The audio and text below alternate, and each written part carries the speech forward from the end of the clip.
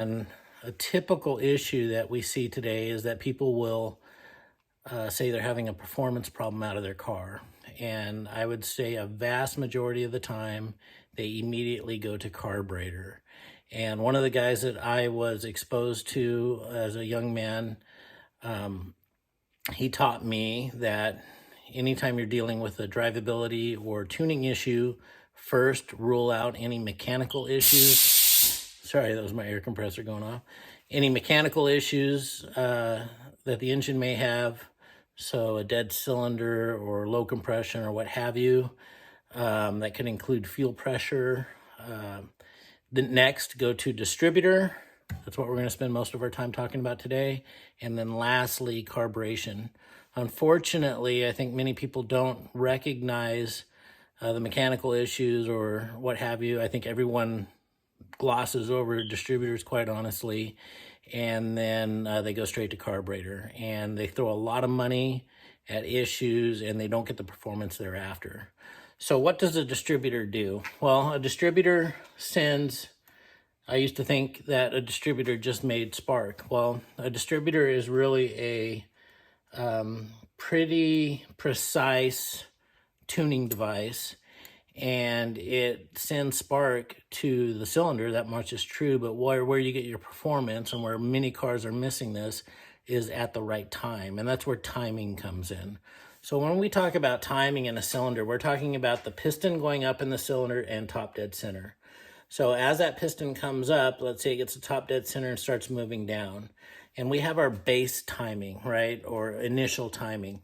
And, you know, your factory service manual might say, set your initial timing to 6 degrees or 8 degrees before top dead center. And what that means is as that piston's coming up, before the crank is 8 degrees before top dead center, the distributor would send a spark to that cylinder and cause that air fuel mixture to explode.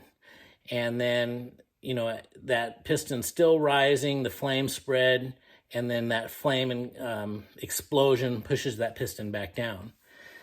So that's your initial timing. 6 or 8 degrees is what your initial, you know, your factory service manual may say. Then you have mechanical advance. And mechanical advance is, there's several components. This is an HEI distributor, but it's these weights on here affect mechanical advance. The center cam, or often what's called the football, affects mechanical advance. And in a point style distributor, there's a slot that can affect mechanical advance. And the springs, there's springs that go on here, they also do affect mechanical advance.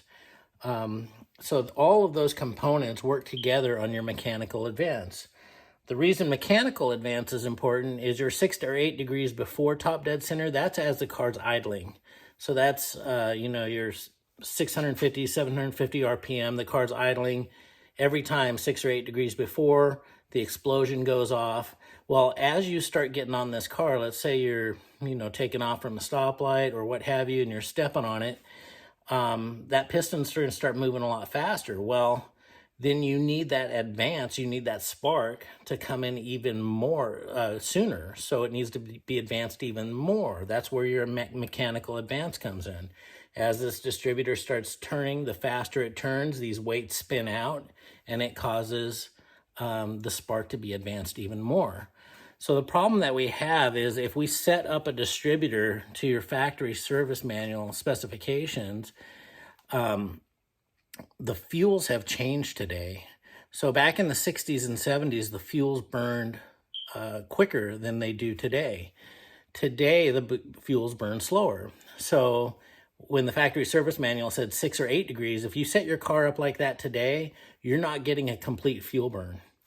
So today on most GM street-driven vehicles, we found that running about 16 degrees initial or base timing is where you want to be.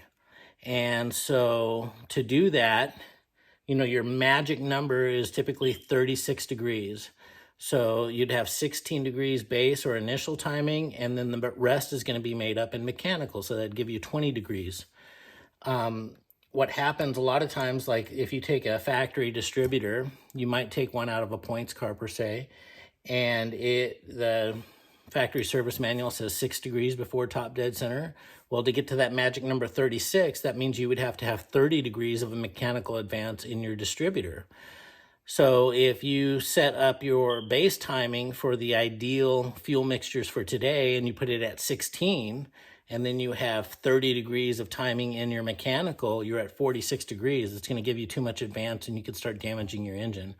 So what I do with distributors is I will curve them, and there's still a few people that do this, but the idea is that you are able to bump up your base timing so that you get more advance at base timing, and then you have 20 degrees of mechanical advance. And then your vacuum can is also another issue that comes in for really fuel economy. But I will usually limit those to 10 to 12 degrees of advance as well.